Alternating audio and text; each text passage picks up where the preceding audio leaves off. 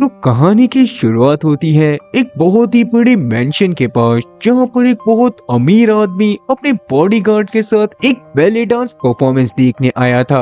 और क्योंकि वो अमीर था तो उसके ऊपर जान का खतरा होना तो एकदम नॉर्मल सी बात थी। तो वो बैले डांस परफॉर्मेंस को देखने के लिए अंदर चला जाता है और पास में ही हम लोग एक जॉय नाम के हिटमैन को देख पाते हैं, जो कि वहाँ पर उसी अमीर आदमी को जान से मारने आया था। उस आदमी के अंदर जाने के बाद जब वो बैले डांस परफॉर्मेंस चालू होता है तो बाहर मौजूद जॉय भी अंदर चला जाता है और एक एक करके उस अमीर आदमी के सभी बॉडीगार्ड्स को जान से मार देता है। उसने तब तक अपनी मौजूदगी के बारे में किसी को पता नहीं चलने दिया था जब तक कि उसने उस अमीर आदमी को जान से नहीं मार दिया था। उस आदमी के मरने से वहाँ पर डर का माहौल छा जाता है और लोग भगदड़ मचा देते हैं। पर जॉय को तो इस बात से कहाँ ही फर्क पड़ने वाला था। वो थग लाइफ स्टाइल में आराम से गेट के बाहर की तरफ जाने लगता है और वो ऐसे जा रहा था जैसे कि वो मेंशन उसके बाप का हो। पर रास्ते में उसकी नजर एक बैली डांसर पर पड़ती है जो कि लोगों की भगदड़ की वजह से जमीन पर गिर गई थी और लोग लगातार उस पर चढ़कर आगे जा रहे थे। तब जॉय उसको बहुत प्यार से अपनी गोद में उठाता है और किसी फिल्मी हीरो की तरह उसे बाहर ले जाता है। बाहर जाकर वो बैले डांसर जॉय का शुक्रिया कर रही थी कि तभी अचानक से जॉय को आसपास की चीजें धुंधली दिखाई देने लगती हैं और वो बेहोश हो जाता है। फिर जब उसकी आंख खुलती है तो वो एक हॉस्पिटल में था जहाँ पर एक डॉक्टर उसका इलाज कर रहा होता है। तब डॉक्टर उसको बताता है कि वैसे तो ये सिम्टम्स नॉर्मल हैं, पर वो कल आकर अपनी ब्लड रिपोर्ट्स को ले जाए। तब जो हॉस्पिटल से निकलने के बाद अपने मेंटर डैनियल से जाकर मिलता है और डैनियल ही उसको लोगों को मारने की मिशन दिया करता था। अब डैनियल तो जो के काम से काफी ज्यादा खुश था, क्योंकि जो किसी भी इंसान को बहुत आराम से मार देता था और कोई भी उसको नोटिस तक नहीं कर पाता था। पर अपनी बातों के दौरान जो डैनियल को बता देता है कि आज उसको अचानक से चक्कर आ गए थे और उसकी आंखों के सामने धुंधलापन छा गया था। इसका मतलब हो सकता था कि शायद जो को कोई खतरनाक बीमारी हो। डैनियल भी इस बारे में सुनने के बाद थोड़ा सा घबरा तो गया था, पर अभी के लिए वो जो को संभालता है और उसे नॉर्मली काम पर ध्यान देने को बोलता है। जो जब मेंशन में बेहोश हुआ था तो उसके पास उस बैले डांसर का फोन रह गया था। उसी को वापस करने के लिए वो उस बैले डांसर के स्टूडियो को पता करता है और उस बैले डांसर स्टूडियो में चले जाता है, जहाँ पर बैले डांसर से बात करते हुए उसे काफी ज्यादा अच्छा लग रहा था और उसने बैले डांसर का फोन भी वापस कर दिया था। उस बैले डांसर का नाम मेज होता है और मेज से पहली मुलाकात के दौरान ही हमारे टकलू भैया उसको अपना दिल दे चुके थे। और क्योंकि हमारे टकलू भैया ने मेज की जान भी बचाई थी तो मेज आज रात उनको एक फैंसी रेस्टोरेंट में पार्टी देने का डिसाइड करती है। और जो तो उसे अपना दिल दे ही चुका था वो एक बारी में मान जाता है। और रात में जब वो लोग फैंसी रेस्टोरेंट में बैठकर बात करते हैं तो हम लोग जान पाते हैं कि सिर्फ हमारे टकलू भैया ने ही नहीं बल्कि मेज ने भी हमारे टकलू भैया को अपना दिल दे दिया था। वो लोग लगातार बातें करते रहते हैं और ऑफिशियली कपल बन जाते हैं। साइड बाय साइड जो अपने हिटमैन के काम को भी टाइम दे रहा था, पर वो अपने काम में कितना ही बिजी क्यों ना हो, आखिरकार अब उसकी लाइफ में लड़की का चक्कर चालू हो गया था। वो अपने काम में बिजी होने के बावजूद भी मेज के लिए टाइम निकाल लेता था और उससे अक्सर मिलने के लिए आता रहता था। उन दोनों का रिलेशन दिन प्रतिदिन गहरा होता जाता है और एक दिन जो अपने साथ मेज को ले जाकर डैनियल और उसकी वाइफ से इंट्रोड्यूस भी करवा देता है। उस समय पर डैनियल जेन्युइनली काफी ज्यादा खुश था कि जो को उसका लाइफ पार्टनर मिल गया है। तब वो उस खुशी के माहौल को और ज्यादा खुशनुमा बनाने के लिए जो के लिए केक मंगाता है, क्योंकि आज जो का बर्थडे भी था। पर पार्टी से निकलने से पहले डैनियल जो को साइड में बुलाता है और उसे सजेस्ट करता है कि उसे मेज से अपने काम के बारे में नहीं छुपाना चाहिए, क्योंकि अगर वो उसको सच में प्यार करती होगी तो कभी भी वो उसको छोड़कर नहीं जाएगी। जो भी इस काम के लिए मान गया था, पर इस काम को करने के लिए उसे थोड़ा सा टाइम चाहिए होता है और वो डैनियल से इसके लिए थोड़ा सा टाइम मांगता है। इन सब के बीच में जो अपनी लैब रिपोर्ट्स को लेना तो भूल ही गया था। अगले दिन इसीलिए वो अपनी लैब रिपोर्ट्स लेने जाता है, जहां डॉक्टर उसको बताता है कि उसको एक रेयर ब्रेन कंडीशन है और उसके पास जीने के लिए सिर्फ 3 महीने बचे हैं। इस बात ने तो जोई की जिंदगी पूरी तरह से उजाड़ दी थी, क्योंकि अभी तो उसने मेज को प्यार करना चालू करा था और 3 महीने में वो उससे अलग भी होने वाला था। इस सब से वो काफी ज्यादा परेशान हो जाता है और बिल्कुल शांत होकर अपने घर में चला जाता है, जहाँ पर वो मेस की फोटो को देखते हुए सोच रहा था कि वो अपने मरने से पहले मेस को फाइनेंशियली इतना ज्यादा स्ट्रॉन्ग कर देगा कि वो अपनी लाइफ को बड़े आराम से काट सके। पर वो इतना सारा पैसा कहाँ से ही लाता? सबसे पहले तो वो इस बारे में बात करने के लिए डैनियल के पास जाता है और उसे अपनी बीमारी के बारे में बताने के बाद उससे रिक्वेस्ट करता है कि वो जो को मारने के लिए एक हिटमैन को हायर करे, क्योंकि अगर जो बीमारी की वजह से मरता तो मेस को सिर्फ इंश्योरेंस के $2 मिलियन ही मिलते, पर अगर कोई हिटमैन उसको जान से मारता तो इंटरनेशनल हिटमैन ऑर्गेनाइजेशन की टीम उसकी मौत के बदले में मेस को $22 मिलियन देती। जो कि बीमारी के बारे में सुनने के बाद डैनियल को अपने कानों पर भरोसा नहीं होता और वो जो को दूसरे डॉक्टर से कंसल्ट करने को बोलता है, और जो अपनी किस्मत को एक्सेप्ट कर चुका था और वो बस किसी भी हालत में इतना पैसा मेस तक पहुंचाना चाहता था कि वो अपने आगे आने वाले 20 सालों तक बिना किसी दिक्कत के रह सके। जो एक बार फिर से डैनियल से सेम चीज की मांग करता है, पर डैनियल तो असल में जो को अपने बेटे की तरह देखता था और वो जो के लिए ये काम नहीं कर सकता था। इसीलिए जो वहाँ से गुस्से में चला जाता है और सीधा उस ऑर्गेनाइजेशन में जाता है जहाँ पर देश भर के बहुत सारे खतरनाक हिटमैन वर्क करा करते थे। वहाँ पर जाकर वो इंटरनेशनल असैसिन्स नेटवर्क की लीडर मिया से बात करता है, जो कि खुद भी अपने ऑफिस में जो को देखकर काफी ज्यादा शॉक थी। तब जो उसको ऐसे हिटमैन्स को हायर करने को बोलता है जो कि 24 घंटे के अंदर जो को जान से मार दे। मिया तो ये बात सुनने के बाद काफी ज्यादा शॉक हो गई थी और उसके दिमाग में यही चल रहा था कि क्या ही बाबड़ी पूंछ इंसान है जो कि खुद को ही मरवाना चाहता है। अब पहले तो मिया इस काम को करने के लिए बिल्कुल तैयार नहीं थी, पर जैसे ही जो उसको $2 मिलियन ऑफर करता है तो वो फटाक से इस काम को करने के लिए मान जाती है। पर उसने जो के साथ जो कॉन्ट्रैक्ट साइन करा था वो यही था कि उस कॉन्ट्रैक्ट को बीच में नहीं बदला जा सकता जब तक कि उनका मिशन पूरा ना हो जाए। अब जो के लिए तो 3 महीने बाद मरना या फिर अभी मरना बराबर ही था, इसीलिए वो इस कंडीशन के लिए भी मान जाता है और वहाँ से निकल जाता है। उसके जाते ही मिया ने हिटमैन के पहले ग्रुप को हायर करना चालू कर दिया था और उसने कोरिया के 5 सबसे खतरनाक असैसिन्स को हायर करा था जो कि अपने टारगेट को बहुत ज्यादा ब्रूटली मारते थे। वो लोग भी इस मिशन को करने के लिए मान जाते हैं और अपने एक टारगेट को जान से मारने के बाद उस लोकेशन की तरफ आने लगते हैं जहां पर जो का घर था।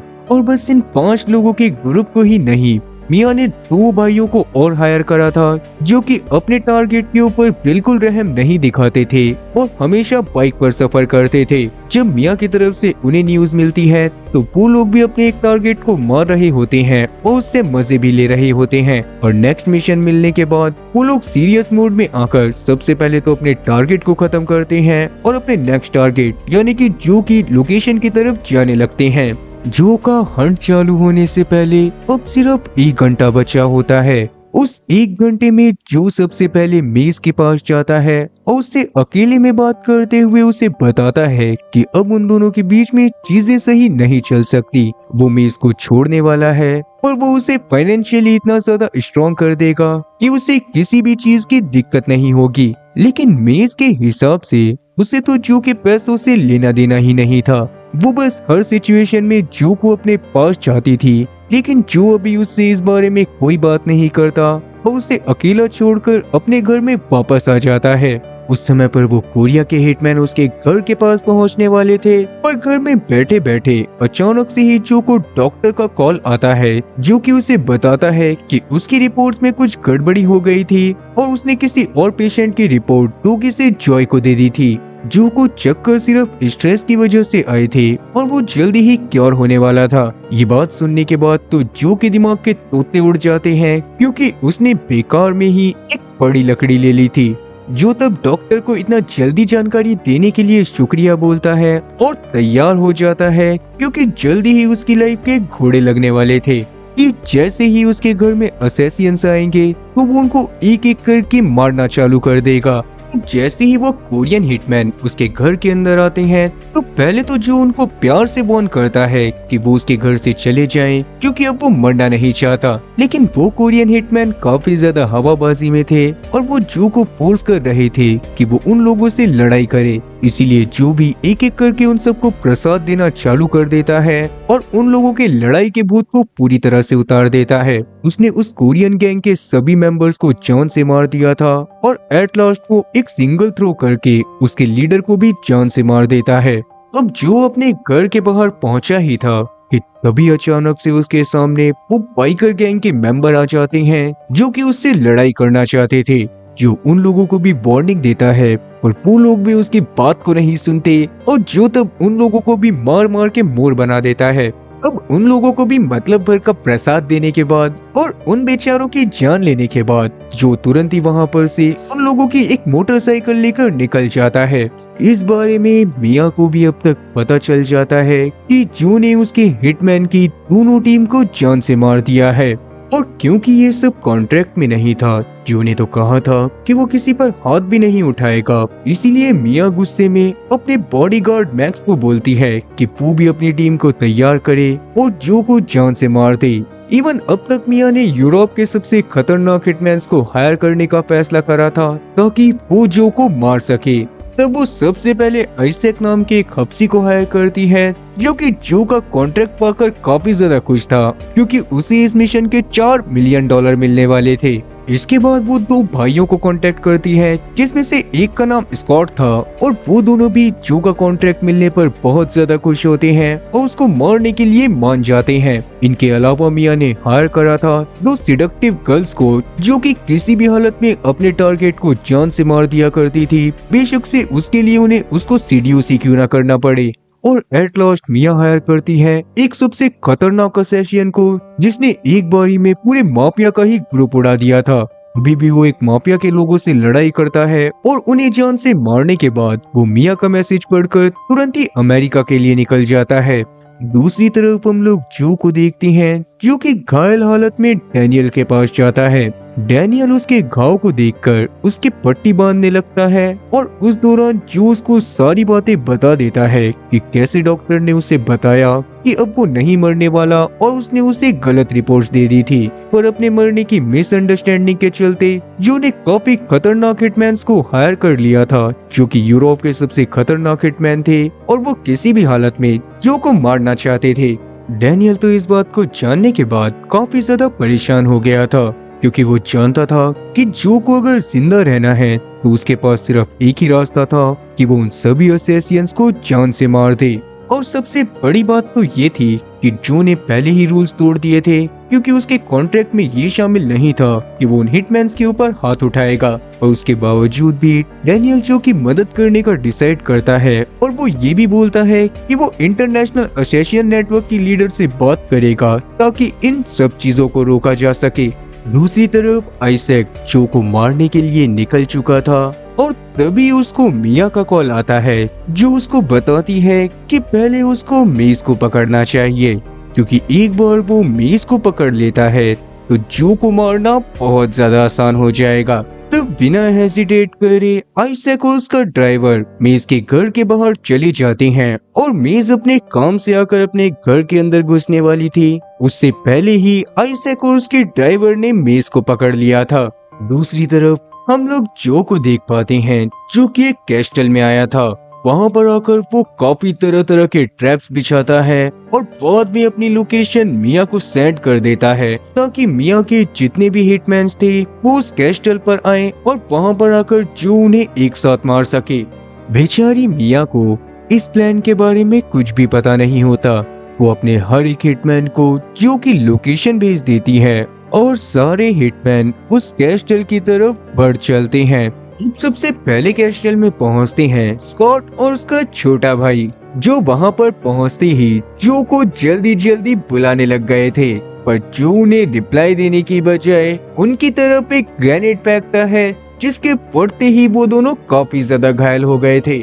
तब उन लोगों से लड़ाई करते हुए जो अपने ही एक और जाल में फंसाकर स्कॉट के भाई को जान से मार देता है जिससे स्कॉट तो एकदम बौखला गया था और अब वो किसी भी हालत में जो को जान से मारना चाहता था। पर हमारे टकलू भैया ने कोई कच्ची गोलियां थोड़ी ना खेली थी। वो बहुत आराम से स्कॉट को भी जान से मार देता है और बाद में आने वाले हिटमैन्स का इंतजार करने लगता है। अब वहाँ पर आती हैं वो दो सिडक्टिव वुमेन जो कि किसी भी सिचुएशन में अपने टारगेट को खत्म करके रहती थी, लेकिन उन बेचारियों का तो आते ही खेल खत्म हो जाता है क्योंकि वो सही से जो से लड़ाई करना चालू कर भी नहीं पाई थी कि वो जो की एक ट्रैप में फंस गई थी और वहाँ पर एक बहुत बड़ा धमाका हुआ था। उसी में वो बेचारी दोनों की दोनों शहीद हो जाती हैं।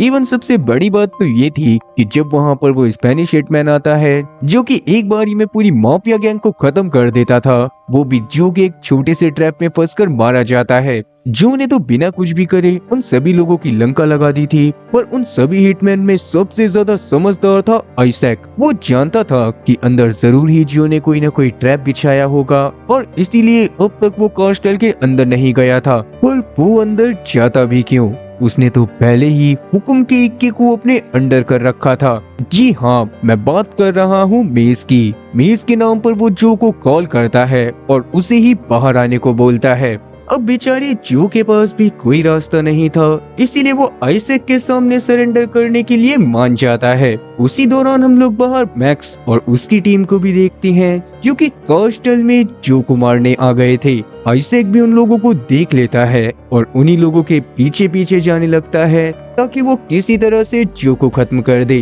पर जो ने भी मैक्स की टीम को देख लिया था और क्योंकि उसे सबसे पहले तो मैक्स और उसकी टीम को जान से मारना था, उसके बाद ही वो आइजैक के पास जाने वाला था, इसीलिए वो अपने काम में लग जाता है।